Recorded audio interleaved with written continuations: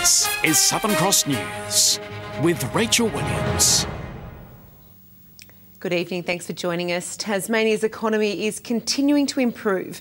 A new report confirming our job market has moved out of a sluggish phase and wage growth is among the fastest in the nation.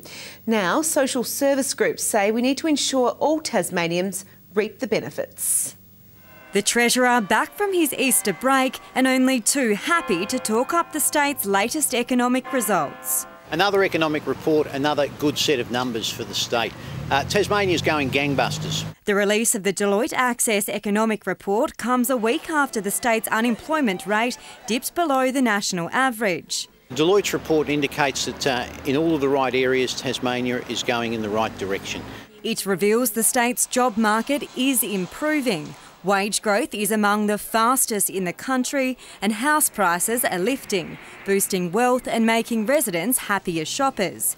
But with the good comes the bad. Deloitte says our population growth is too slow and that housing construction has taken a big fall over the past year. Well, obviously we brought forward a lot of the residential work in respect to the first home builders boost. But look, we'll have more to say about this in the budget. Certainly new homes have fallen, and that's as a result of the first home builders boost being reduced. But what we're seeing is a pickup in residential alterations and additions and also commercial work. The construction industry adding it's currently employing more people than ever. Social service groups now calling on the government to ensure all Tasmanians get the benefit of the economic boom. To do that, we really need to start looking at strategies that address long-term unemployment and poverty. We know that we still have 1 in 5 children in Tasmania living in a jobless household, so that's 1 in 5 children still living in poverty. As far as our client base, though, it is becoming increasingly difficult to find low-cost rental accommodation. So that is a challenge for the government too. Monica Dadson at Southern Cross News. The Tasmania Fire Service says a fire that caused $110,000 damage to a property in Gagebrook overnight was deliberately lit. Crews were called to the property at about 11:20 last night to find the house engulfed in flames. Nobody was injured in the blaze and police are still investigating. As Operation Crossroads draws to a close, serious concerns have been raised that the state is experiencing a drug driving epidemic. 43 people have been caught with illicit drugs in their system this Easter period, double last year's result. We won't be closing our eyes to this. This would suggest that there's a trend on, and we say to Tasmanians, if you're affected by alcohol or drugs, stay off the road because we'll catch you. I think the fact is that we are just trying to get out there and we are trying to pull over a lot of vehicles, and it's hopefully to get the result that to get these people off the road. Police urging drivers to remain vigilant and drive safely as they return from holidays. East Coast residents have received welcome news with a training wall to be built in a local river at Orford. The state government says the $1 million development will reopen the area for recreational fishermen, providing a much-needed economic boost. It's the latest announcement for the state's East Coast and locals are lapping it up. Years gone by, like last year, early last year perhaps, you couldn't get in or out with a runabout, only with a dinghy or canoe. It's expected the $1 million project, funded by the state government and the local council, will be completed by October this year.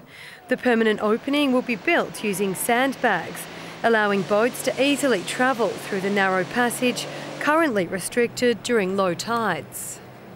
The river wants to find its own way, but that is heading towards houses and the road and natural assets, and so the plan is to intervene. Locals say they've been waiting years for the project to get underway. It comes and goes. It's been sort of a problem forever, ever since the river's been here. Minister Hidding and the local mayor both keen to sing the project's praises, saying it will provide a long-term economic boost for Orford. Some 33 jetties, many moorings, a public boat ramp in the Prosser River over the last few years has had very little use. A lot of the recreational fishermen have given up on this particular river and gone elsewhere for their Easter and long weekends, Christmas periods, because they can't get their boats in and out. Now this is going to change all that. The original proposed location would have affected local bird life, but the government is assuring the environment won't be jeopardised. That this was the best outcome for everybody and one that they could all agree to it. Louise Hedger, Southern Cross News. A legend of Targa Tasmania is taking a pit stop from competition this year, claiming he's achieved everything he set out to do. Quadriplegic driver Alan Stevenson will instead be behind the wheel, providing the ride of a lifetime to children and adults with a disability. Hotted up, apple red, turning you green with envy.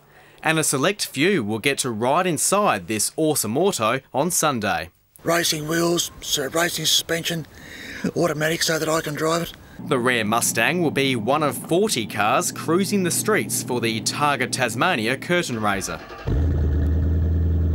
Passengers with a disability, like Luke Rogers, sharing the box seat. Is this your favourite car? Yeah. Should be good fun, hey? Yeah. Providing this supercharged service will be Alan's sole focus this year. Previously, he's been a competitor in Targa, using modified vehicles following a shocking speedway accident which left him quadriplegic in 2001. His decision to pull the pin means he's going out on a high. I didn't have anything to prove, just wanted to enjoy the racing. It's an incredible insight for those on board. Controls on and around the steering wheel allow Alan to accelerate and brake using only his hands. 500 horsepower right at your fingertips. They want to hear the noise, you know, they want to go fast, yeah, but they just want to enjoy the day. A ride inside here is super special because this model of the Mustang Celine is the only one currently driving on Tasmanian roads. It gives them a chance to do something that they normally wouldn't do. They might go to school on the Monday and the kids at school say, oh, we saw so-and-so's car. They say, well, we went for riding it. Tom Johnson, Southern Cross News. Thousands of small fish strewn along beaches on the northeast coast may have surprised holidaymakers this Easter. The tropical species travelled too far into the state's waters and died because the Tasmanian water is too cold for them. The thread-fin leather jackets are silver and have a distinctive barbed spine protruding from their heads. Now a look at the day's business and finance with thanks to Tasplan, your local super fund. The share market has lost ground due to heavy losses among the big miners and a sell-off across the energy and banking sectors. The ASX 200 index has fallen by 53.2 points. A short time ago, the Australian dollar was trading at 75.52 US cents and 82.35 Japanese yen. FFT has conducted the draw for the quarterfinals of the statewide Lacasel Jack Cup. Nelson United will be hoping its fairy tale run can continue after a huge round of 16 upset yesterday. It's the beauty of cup football, anything can happen, and yesterday it did. Lowly Nelson United upstaging NPL club Northern Rangers to bundle them out of the statewide cup. All the time I've been associated, we certainly haven't made it this far, and speaking to some of the guys who've been around the club a long time, certainly the biggest result in their time. Nelson finished last in the Southern Championship in 2016 with a goal difference of -57.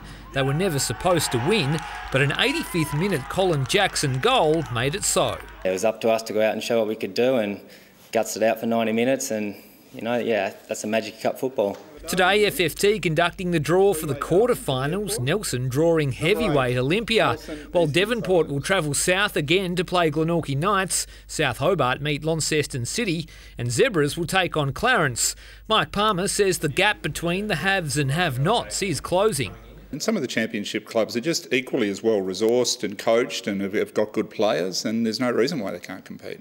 Yesterday wasn't without its lopsided results though. South Hobart striker Ben Hamlet scoring a ridiculous 10 goals against Launceston United. And normally when there's a blowout like that, you tend to find the goals are shared around a little bit more, so it's even more remarkable in some ways that one player slipped in a lazy 10. The quarterfinals kick off next weekend. The winner of the statewide Lacasel Jack Cup progresses to the nationwide FFA Cup. North Launceston and Launceston's fiery Good Friday TSL clash has kept the match review panel busy. One player was handed a 2-week ban, while 4 others accepted reprimands as the result of an all-in. This Jake Nunn hit sparking a melee which saw 4 players cop reprimands in North Launceston's big win over Launceston. Blue Jack Donnellan copped 2 weeks for a high hit on Callum Baker. It capped a dirty day for Lonnie, who were thumped by their arch nemesis, North Launceston. And when we got our hands on the footy, we were able to spread and run really well, which was, really probably our best game this year, definitely. The Bombers are 2-0 and flying, so too are Glenorchy. The grand finalists don't meet until round 7, but the game is already circled in North's calendar.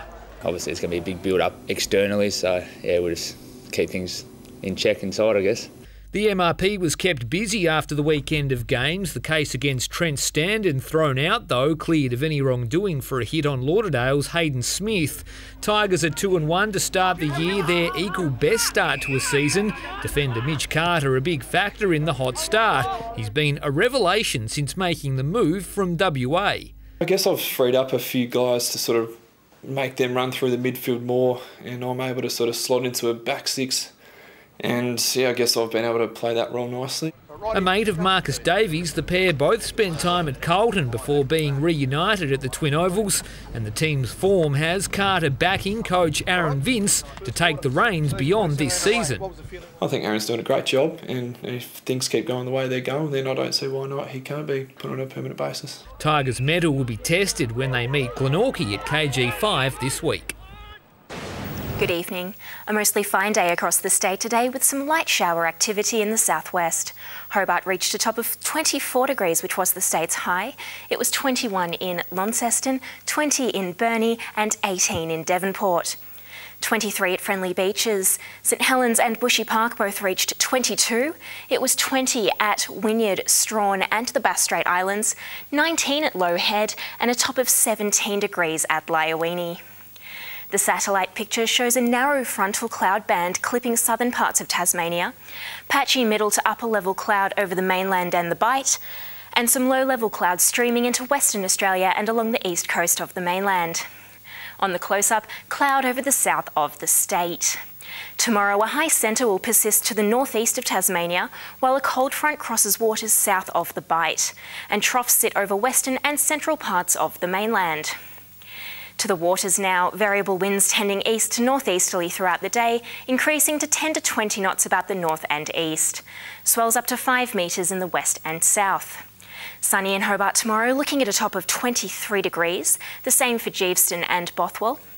Launceston, early fog with a top of 23, a mostly sunny 21 for Devonport, Cressy 22. Burnie, mostly sunny 20 degrees, 23 for Strawn, 21 for Curry. St Helens, partly cloudy and 22, sunny for Swansea, 23, Orford, 21. Taking a look ahead at the next few days, fine around the state on Thursday, apart from possible light showers about the west and far south.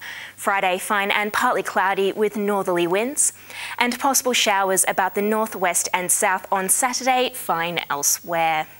Taking a look around the country tomorrow, 25 and sunny for Perth, a sunny 23 for Darwin, Brisbane a possible shower 26, a possible shower for Sydney with a top of 24, Canberra 22 and partly cloudy, 29 with a shower or two for Adelaide, and a foggy morning in Melbourne before a cloudy top of 26.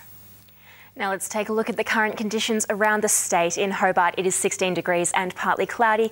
Launceston is 14 and clear, and the same for Devonport. That's all the weather I've got for you today. Thanks, Rach. Lots of beautiful weather coming up. Thank you for that, Britt. Well, that's all your news for now. I'll be back later with updates. Thanks for joining us. Good night.